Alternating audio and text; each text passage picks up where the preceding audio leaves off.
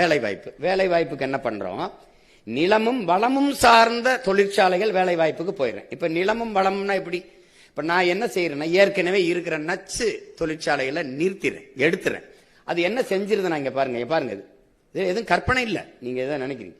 நிலத்தையும் வளத்தையும் காற்றையும் நீரையும் அப்படியே நஞ்சாக்கிறது. காற்றை மாசுபடுத்திடுது, நீரை நஞ்சாக்கிறது, நிலத்தடி நீரெல்லாம் மஞ்சளாய் இதாயிருது, யுரேனியம் கலந்து. இப்போ ஒரு தொழிற்சாலை வருதுன்னு வச்சுக்கோங்க. இப்போ சிப்கார்டு வருது. சிப்கார்டு முதலாளி யாரு உங்களுக்கு தெரியாது. பெருந்துறையில் சிப்கார்டில் 26 கிலோமீட்டருக்கு தண்ணி எடுத்து குடிக்காதீங்க, யுரேனியம் கலந்துருச்சுன்னு போறான். அப்ப நான் கேட்டேன், 27வது கிலோமீட்டர்ல எடுத்து குடிக்கலாமான்னு. உனக்கு யார் அப்ப தண்ணி குடிக்க முடியாது, தண்ணி கெட்டுருச்சுன்னு சொல்லுது. காரணம் தொழிற்சாலை. மீத்தேன் எடுக்கிற இடத்துல எங்க ஊர் ராமநாதபுரத்துலயும் தஞ்சாவூர்லயும் 100 விழுக்காடு தண்ணி உப்பாயிருச்சு. 90 பேருக்கு சிறுநீரகம் பழுதுபட்டு மரணம் தொடர்ந்துகிட்டு இருக்கு. அப்ப நிலத்தடி நீர் உப்பாயிருச்சுன்னா அந்த தண்ணீரை எதுக்குமே வேளாண்மைக்கு பயன்படுத்த குடிக்க பயன்படுத்த முடியாது. வேணா உப்பளமா வேணா தயாரிக்கலாம். பாருங்க, அந்த மாதிரி போயிருச்சு. நான் சொல்றது உங்களுக்கு அச்சுறுத்துறதுக்கு இல்ல, கொஞ்சம் எச்சரிக்கை விழிப்புணர்வு பெறுறது தான். அப்ப நான் என்ன செய்யறேன்? நிலமும் வளமும் சார்ந்த தொழிற்சாலைக்கு போயிடுறேன். இப்ப அந்த தொழிற்சாலை விட்டு எப்படி வேலை கொடுப்பா சீமானா?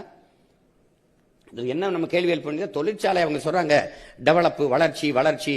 அப்ப தொழிற்சாலை வரணும். சரி, அதுக்கு விளைநிலங்களை பல ஆயிரக்கணக்கில் பறிக்கிறாங்க.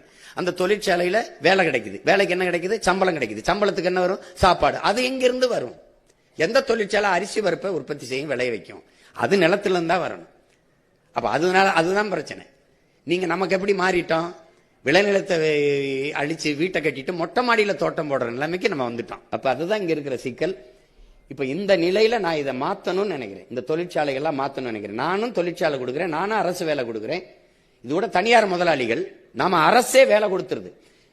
நிலமும் வளமும் சார்ந்த தொழிற்சாலைகள், வேலை வாய்ப்பு, வளர்ச்சி, அதான் நம்முடைய கனவு. இங்க பாருங்க, இப்ப இது என்னன்னா ஒரு மாட்டு பண்ணை.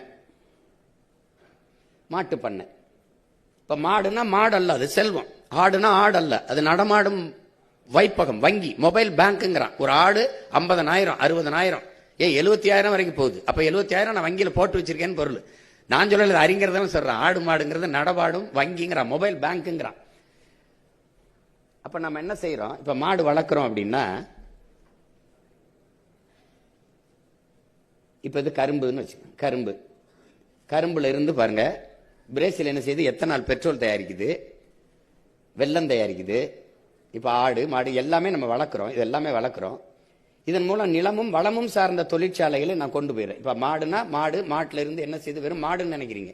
இந்தியா அதிகமா ஏற்றுமதி செய்த அந்நிய செலவணி ஈட்டுவது மாட்டுக்கறி ஏற்றுமதி தான். உங்களுக்கு தெரியும். Beef export Hindustan is number 1 பிரதமர் சொன்னதே உங்களுக்கு தெரியும்.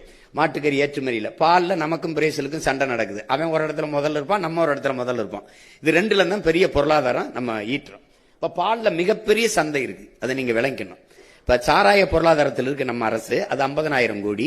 பால் 3 லட்சம் கோடி. நம்ம நிதிநிலையே 3 லட்சம் கோடி தான் பட்ஜெட்டே. அப்ப 3 லட்சம் கோடி நமக்கு பால் பொருளாதாரம் இருக்கு. அதை விட்டுட்டு நமக்கு பால் எங்க இருந்து வருதுன்னா ஆந்திராவில இருந்து வருது. ஏன்? நம்ம ஆடு மாடு அவமானம். பால் குடிக்கிறது நல்லா இருக்கு, தயிர் சாப்பிட நல்லா இருக்கு, நெய் சாப்பிட நல்லா இருக்கு, வெண்ணெய் சாப்பிட நல்லா இருக்கு, எல்லாம் நல்லா இருக்கு. ஆனா மாடு வளர்க்கறது அவமானமா இருக்குது. உங்களுக்கு புரியுது நினைக்கிறேன். ஆந்திராவில இருந்து ஏன் நீ ஆடு வளர்க்கல? அது அசிங்கம். ஆந்திரா முதலாளி உங்களுக்கு அப்படியே பாலை கறந்து அப்படியே கொடுத்துருவாரு. அவங்களுக்கு அவர் என்னென்ன கலக்கிறாருன்னு தெரியாது, இவன் என்னென்ன கலக்கிறாருன்னு தெரியாது. ஆவின் பால் விற்கிற அரசு எங்கன்னு யாராவது கேட்டியல? பால் வளத்துறை அமைச்சர் இருக்காரு, பால் இருக்கு, வளம் எங்க இருக்குன்னு கேட்டியல? கால்நடைத்துறைக்கு அமைச்சர் இருக்காரு, கால்நடை எங்க இருக்குன்னு கேட்டீங்களா? பாருங்க, இது எப்படி செய்யறோம்னா, நம்ம ஒரு பண்ணை ஒரு 2000-3000 ஏக்கரில் நம்ம போடுறோம் மாடு பண்ணைன்னா, அந்த பண்ணையில காற்றாலை வச்சுக்கிறோம். அந்த மாடுகள் இந்த நின்று மேறதுக்கு மேல சூரிய ஒளி தகடு போட்டுறோம். அப்ப 3 மாட்டுக்கு மேய்ச்சல் நிலம், சூரிய ஒளி மின்சாரம், காற்றாலை மின்சாரம், 3 பயன்பாட்டுக்கு அந்த நிலத்தை நான் எடுத்துட்டு வந்துடுறேன். அது கற்பனையில சொல்லல, உலகம் பூரா இருக்கிறத உங்களுக்கு எடுத்து காட்டுறேன். இப்ப 100 ஏக்கருக்கு 10 ஏக்கர்ல கொலை வெட்டணும், அங்க மீன் வளர்த்தோம், மாடு, இங்க பண்ணை, கால்நடைக்கு அங்க மருத்துவமனை வச்சிடறோம், அங்க அரசு வேலை கிடைக்குது. இங்க படித்தவர் படிக்காதவர் அனைவருக்கும் நான் வேலை கொடுத்துட்றேன். பால் எவ்வளவு பால் எவ்வளவு நெய்க்கு போகுது, எவ்வளவு தயிருக்கு போகுது, எவ்வளவு பாலாடை கட்டிக்கு போகுது. இந்த அங்காடியை மருதம் அங்காடின்னு வச்சிடறோம். சுத்தி கண்காணிப்பு கருவி வச்சிடறோம். ஒரு கண்ணாடி அறைக்குள்ள இருந்துகிட்டு கண்காணிச்சா போதும். இங்க படித்தவர் படிக்காதவர் அனைவருக்குமே அரசு வேலை கொடுத்துறேன், அவரவர் வாழ்விடத்திலேயே. அப்ப நீங்க அரசு வேலைக்கென்று வெளியில நகர வேண்டியதில்லை, அங்கேயே இருந்துட வேண்டியதுதான். மிகப்பெரிய பொருளாதாரம் இருக்கு எனக்கு பால்ல. ஆடு வளர்த்துறேன். கறி இன்னைக்கு 1800, 1200, 1300 ரூபா வந்துருச்சு ஒரு கிலோ கறி. கறி இல்லாத எந்த விருந்தும் இல்லை. இந்த ரம்ஜான் பண்டிகைக்கு மட்டும் 14 கோடி 15 கோடிக்கு ஆடு வித்துன்னு வரும் பாருங்க செய்தி, நீங்க படிப்பீங்க. இப்ப இது பாருங்க, மாடு வளர்க்குறேன், ஆடு வளர்க்குறேன். இந்த கழிவுகளை எல்லாம் எடுத்துட்டு போய் இங்க கொட்டுறேன், ஒரு இடத்துல கொட்டுறேன். அங்கிருந்து மீத்தேன் ஈத்தேனுங்கிற இந்த உயிர்காற்று எரிகாற்று எடுத்துக்கிறேன், பயோகேஸ் எடுத்துக்கிறேன். நான் இந்த எந்த நாட்டில் போர் வந்தாலும் நான் பயப்பட வேண்டியதில்லை. நானே பயோகேஸ் ஆனா இலவசமா கொடுக்க மாட்டேன். இவங்க மாதிரி 3 சிலிண்டர் இலவசம், அன்னபூர்ணி, சூப்பர் 6 எல்லாம் கிடையாது. நான் தடை இல்லாம உனக்கு எரிகாற்று தருவேன், தடை இல்லாம எரிகாற்று தருவேன். அதை உற்பத்திக்காக செலவே ஒன்றை எடுத்துப்பேன். நான் ஓசி பஸ் ஓட்ட வந்த ஆள் இல்ல, தரமா பேருந்து ஓட்ட வந்த ஆளு. நீ ஒரு குறைந்த கட்டணத்தில் இலவசத்துக்கு உனக்கு மதிப்பு பொருள் தெரியும், பொருளின் மதிப்பு தெரியாது, அதை நான் செய்ய தயாரா இல்லை. அது தெரியும் எனக்கு. 3 தான் உங்களுக்கு இலவசம். அறிவை வளர்க்கும் கல்வி, உயிரை காக்கும் மருத்துவம், உலக உயிர்களின் உயிர் தேவை இருக்க தூய குடிநீர், 3 இலவசம். இது கட்டணம் கிடையாது, இதுக்கு கிடையாது. செய்வானான்னு நினைக்கிறீங்களா? சத்தியமா செய்வேன், நீங்க நம்புங்க. இல்லைன்னா இவ்வளவு உறுதியா இருப்பேனா? அரை விழுக்காடு விழுக்காடு இருக்கிறவங்க எல்லாம் பேரம் பேசி சீட்டு நோட்டும் பேசி போகும்போது எனக்கு எவ்வளவு பேசியிருப்பாங்கன்னு ஒரு தடவை பாருங்க. இப்ப என்ன பண்றோம்னா, இந்த மாதிரி இது ஒரு மாதிரிக்கு உங்களுக்கு காட்டுறேன். பெரிய பெரிய குப்பை சேமிப்பு கிடங்குகளை வச்சு அதுல இருந்து நான் பயோகேஸ் எடுத்துக்கிறேன், உயிர்காற்றை எடுத்து எரிகாற்றை எடுத்து என் மக்களுக்கு நானே கொடுத்துரும். தமிழ்நாட்டு அரசுனே கொடுத்துரும். வேற நாடு கேட்டாலும் ஏற்றுமதி செய்வேன். எத்தனை லட்சம் டன் வேணாலும் நம்ம எடுத்துக்கிற முடியும். அதுக்கு மீத்தேன் பயோகேஸ் இந்த கீழே பூமி ஈரக்குலையா இருக்க வேண்டியதில்லை, ஈரக்குலையா இருக்க வேண்டியதில்லை. சிங்கப்பூர் மக்கிய இலைதலை கழிவிலிருந்து தான் மீத்தேன் எடுக்குது, பயோகேஸ் எடுக்குது. அப்ப நான் அதை செஞ்சிருவேன். எல்லா இடங்களும் அரசு கட்டிடமா மேற்கூரை, பேருந்து நிலையமா மேற்கூரை, மேற்கூரை முழுக்க திறக்கணும். இப்ப நீங்க சாலையில போகும்போது நடுவில் ஒரு டிவைடர் இருக்குல்ல, பிரிப்பு, அது முழுக்க இந்த சோரி ஊறி போட்டுருவேன். நீங்க ஒண்ணுமே பண்ண முடியாது. நீங்க எந்த இடத்துலையும் மின் தடையில்லாத மின்சாரம் தருவேன். அதுக்கு அணு உலையும் தேவையில்லை, அனலும் தேவையில்லை. சூரிய ஒளி, காற்றாலை, கடல் அலை, இதுல இருந்து தயாரிப்பேன். மாற்று மின்பெருக்கத்துக்கு போயிருவேன், தடையற்ற மின்சாரம் தருவேன். ஒரு நொடி தடை இருக்காது. கற்பனையில் அடிச்சு விடல, உருட்டான்னு நினைக்காதீங்க, சான்றுகளோட தான் காட்டுறேன். மாடுனா மாடு இல்ல, வெறும் மாடு இல்ல. அதுல இருந்து பாருங்க, பால் அது அடிச்சு மாநில உணவு தேவை, பிற மாநில தேவை. பால் எவ்வளவு தயிருக்கு போகுது, எவ்வளவு பாலாடை கட்டிக்கு போகுதுன்னு பிரிச்சு போட அங்க படித்தவர் தேவைப்படுது. அங்க இடத்துல அரசு வேலை வந்துருது. படிக்காதவர் மாட்டுக்கு வந்து பாலை கறக்கிறதுக்கு தேவையில்லை, சாணத்தை எடுத்துக்கிட்டு வர்றதுக்கு கல்வி தேவையில்லை. நம்முடைய கனவு என்ன? படித்தவர் படிக்காதவர் அனைவருக்கும் அரசு வேலை. இனி படிக்காதவரே இல்லை என்ற நிலையை உருவாக்குவது நம்முடைய அடுத்த வேலை. அதான் நம்முடைய கோட்பாடு. இப்ப இது வந்து பாருங்க, ஆஸ்திரேலியா, இது இல்ல, ஆஸ்திரேலியால பண்ண பாருங்க. அமெரிக்கா, பிரேசில் எப்படி பண்ணதுன்னா இந்த வாகனத்தில் மேய்க்குது, இது பிரேசில். இது வந்து ஆஸ்திரேலியா ஹெலிகாப்டர்ல உலங்குருதியில மேய்க்குது. பாருங்க, உலங்குருதியில மேய்க்குது. சும்மா சொல்லது, உண்மையில மேய்க்குது. உங்களுக்கு அவமானமா இருந்த நான் 4 ஹெலிகாப்டர் வாங்கி விட்டு மேய்க்க வந்தா வந்துருவான், எல்லாம் வந்துருவான். மேய்க்குது பாருங்க, குதிரையில மேய்க்கிறாங்க அவங்க. நாம இந்த மாதிரி வாகனத்தில் மேய்ப்போம். இந்த மாதிரி இந்த அறையில உட்கார்ந்துக்கிற வேண்டியதான். இப்படி இந்த கண்காணிச்சுட்டு எவ்வளவு பாலாடை கட்டி போகுது, எவ்வளவு இது வருது கணக்கிட வேண்டியதான். டாஸ்மார்க் வருமானம் உங்களுக்கு 50,000, எனக்கு 3 லட்சம் கோடி இருக்கு இந்த பால் பொருளாதாரம். ஒன்னு நீங்க கவனிக்கணும், எப்படா நீ பசியை தீப்பாயினும். பால் என்ற ஒன்று மட்டும் இருந்தாலே உலகத்துல பசி இருக்காது. ஏன்னா என் அன்பு சொந்தங்களே, என் அருமை உடன் பிறந்தார்களே, எந்த திரவ உணவுலையும் கழிவு வராது, பால்ல மட்டும்தான் வரும். ஏன்னா முழு உணவு, முழு உணவு. தாயின் மார்ல 1.5 ஆண்டுகள் 2 ஆண்டு பால் மட்டும்தான் குடித்தோம். கழிவு வந்தது என்றால் காரணம் பால், முழு உணவு. இரவு படுக்க போனீங்கன்னா அம்மா வெறும் வயிற்றுல படுக்காதப்பா, பால் ஒரு கோலை குடிச்சிட்டு போனா பால் முழு உணவு. பால் இருந்ததுன்னு வச்சுக்கிறங்க, பசிங்கிற சொல்லே இருக்காது. அவன் மோரா குடிப்பான், தயிரா சாப்பிடுவான், எப்படி வேணாலும் பசி. இங்க பாருங்க, போங்க, பால் இருந்தா பசி இருக்காது.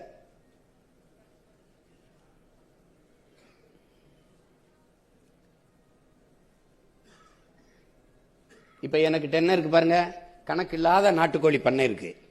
அப்ப முட்டை என் கையில் இருக்கு. கணக்கில்லாத ஆடு இருக்கு, ஆட்டு பால் இருக்கு, கறி என்கிட்ட இருக்கு. கணக்கில்லாத மாட்டு பண்ணைகள் இருக்கு. வளம், அது என் வளம்.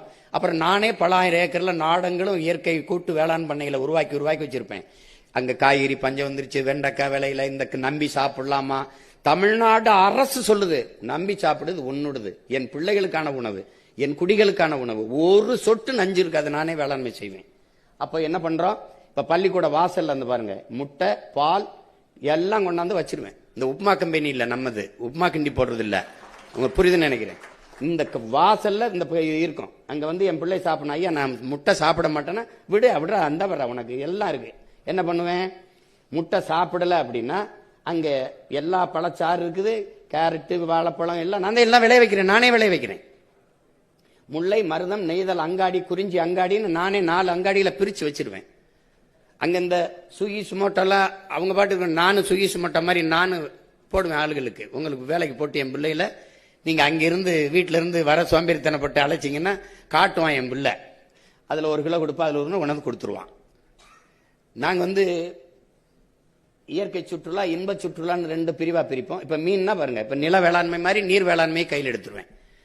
நானே மீன் பிடிப்பேன். அரசே பல ஆயிரக்கணக்கான படகு வாங்கி கொடுத்து என் மக்களை மீன் பிடிக்க சொல்லும்.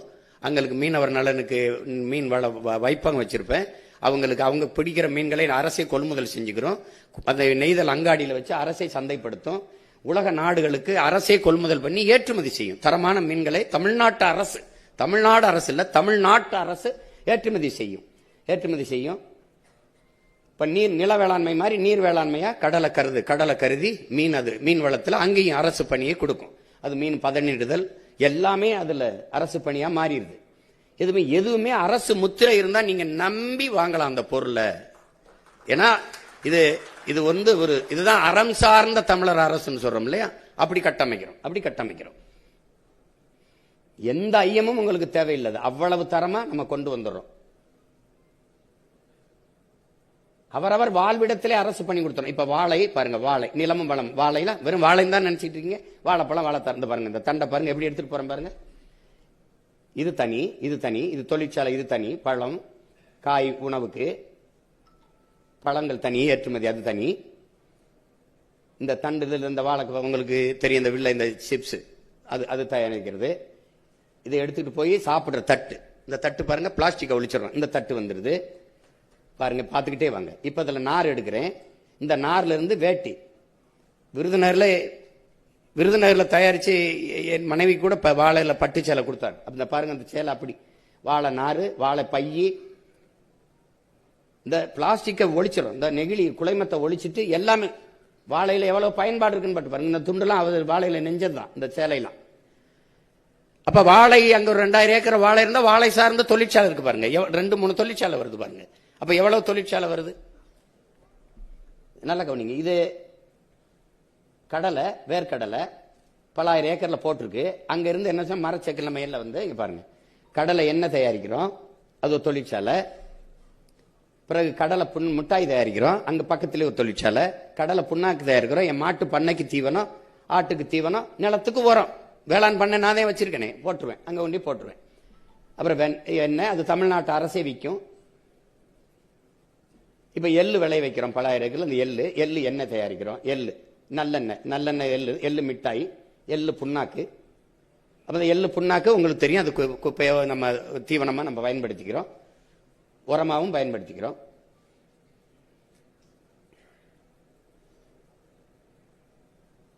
இந்த கற்றாழை நினைக்கிறீங்க, அதுதான் மிகப்பெரிய இந்த முகப்பொழிவூட்டும் அந்த சாறுகள் இதெல்லாம் தயாரிக்கிறதுக்கு இன்னைக்கு பெரிய சந்தையா இருக்குது. நீங்க ஒவ்வொன்றும் போட்டுக்கட்டினா வந்து கொட்டாங்கச்சி பல ஆயிரம் ரூபாய்க்கு போகுது, அடுப்பு கறி பல இதுக்கு போகுது. அப்ப அதெல்லாம் எதுல பொருளாதாரம் இருக்குன்னு தெரியாம சாராய பொருளாதாரத்துல நம்மளை சாகடிச்சுக்கிட்டு இருக்கு இந்த அரசு. போங்க, இப்ப தேன் பண்ணை வைக்கிறேன். எங்கெங்கே பல ஆயிரம் ஏக்கர்ல விளைநிலம் செய்யும் போது நான் பூக்கள் நிறைய வளர்த்து அங்கேயே தேன் பெட்டிகளை வச்சு நான் தேன் வளர்ப்பேன். அது அரசு பணி தான். எப்படி வேலை செய்யறாரு பாருங்க, தேனீக்கள் வராம. அதுவே ஒரு பாருங்க எப்படி கொண்டு வரேன் பாருங்க, தேனை எப்படி எடுத்துக்கிட்டு வரோம். எது ஒன்றுமே உங்களுக்கு அரசு தந்துரும் சொல்றேன். அந்த நிலமும் வளமும் சார்ந்த தொழிற்சாலையில எவ்வளவு வேலை வாய்ப்பு இருக்குன்னு பாருங்க. சூரியகாந்தி பல 100 ஏக்கர்ல இருக்குதுன்னா அங்கிருந்து நம்ம தேன் தயாரிச்சுக்க முடியுது. சூரியகாந்தி விதையை எடுத்து இப்ப பாருங்க எண்ணெய் கொண்டு வரேன் பாருங்க, எப்படி எண்ணெய் வருது பாருங்க.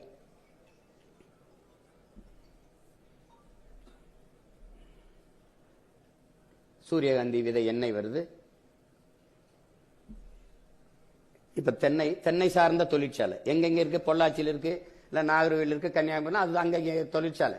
அப்ப தொழிற்சாலைனா அங்க இருந்து நீங்க தேங்காய் மட்டும் இல்ல, அதுல இருந்து இளநீர் பதப்படுத்துவது, மதிப்பு கூட்டி அதை கொண்டு போறது, தேங்காயிலிருந்து தேங்காய் எண்ணெய், தேங்காய் மிட்டாய், தேங்காய் பிறகு கொட்டாச்சி, அது அது இது, அப்புறம் தேங்காய் நார் பின்னுவது, அப்ப அதுல இருந்து தென்னந்தட்டியில பாய் பின்னுவது, விளக்குமாறு எடுப்பது. இப்ப சீனாவில் பிளாஸ்டிக்ல இருந்து பாருங்க நார், இந்த கயிற்று கட்டில் இருக்கே, அமெரிக்காவில் 40,000 ரூபாய் இந்த கயிறு, அது போட்டா உங்களுக்கு நம்புவீங்க. பாருங்க எவ்வளவு வேலை வருது பாருங்க அங்கே.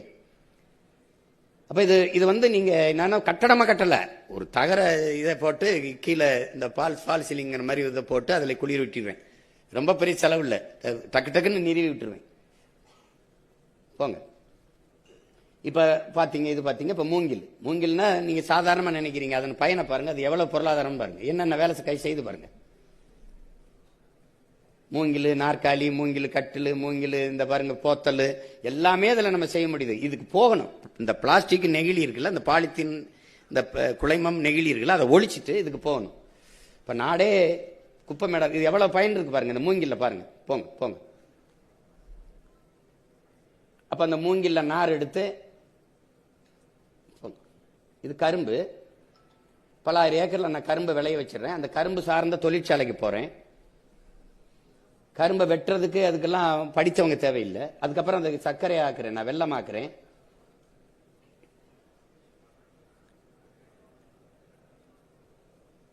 அவங்க என்ன சொல்றாங்க, வெளிநாடுகளில் இருக்கிற நம்ம பிள்ளைகள் வந்து அந்த கருப்பட்டின் வெள்ளை கட்டி மாதிரி இருக்கிறத விரும்பல, அச்சு போல இருக்கிறத விரும்புறாங்கன்றாங்க. நான் அந்த அச்சை மாத்திடுறேன்.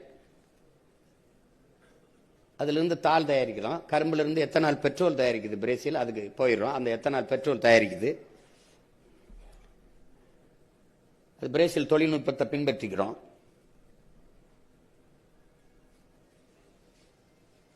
அப்ப கரும்பு சக்கையிலிருந்து சாப்பிடுற தட்டு செஞ்சுக்கிறோம். இப்ப தக்காளி பல 1000 ஏக்கர்ல விளைய வச்சுக்கிறோம். தக்காளியில இருந்து உணவு தேவைக்கு பெட்டி அடிச்சு பிள்ளைங்க அப்படியே அடிச்சிருவாங்க. அது போக பல கூழ் தயாரிக்கிறாங்க. தக்காளி ஜாம் சொல்லுவோம்ல, அது ஊறுகாய், அது சமையல், அதான் ஜாம் வந்து சமையல் சுவையொட்டி அது தயாரிக்கிறாங்க, தக்காளி ஊறுகாய். இப்ப தக்காளி நான் ஒரு மாதிரிக்காக சொல்றேன். பருத்தினா பருத்தி, மரவள்ளி கிழங்கு, ஆழ்வள்ளி கிழங்குனா அது சார்ந்த தொழிற்சாலை. இப்ப பனை இருக்கு. பனை வந்து உங்களுக்கு தெரியும் 840 பொருளை அது பயன்பாட்டுக்கு தருது நமக்கு. அதனாலதான் அது பெருங்கொடைன்னு சொல்றாங்க, அது கற்பக தருன்னு சொல்றாங்க. நம்ம அந்த பெருங்கொடை இயற்கையினது பனை மரம் இல்ல, அது புல்லு. அறிவியல் அப்படிதான் சொல்லுது, அது புல்லு தான், பெரிய புல். இப்ப பனை மரத்துல இப்படி ஏற வேண்டியதில்லை பாருங்க. இப்படி இந்த கருவியை கொண்டு வந்துரு நவீன, யாரும் ஏற வேண்டியதில்லை. இப்படி விசை அப்படி இறக்குனா இறங்கிரும், பனைக்கு நேரம் இப்படி ஏத்துனா ஏத்திரும். இந்த அறிவியல் தொழில்நுட்பத்தை நான் இந்த வேளாண்மையில பயன்படுத்திக்கிறேன், உங்களுக்கு தெரியுது.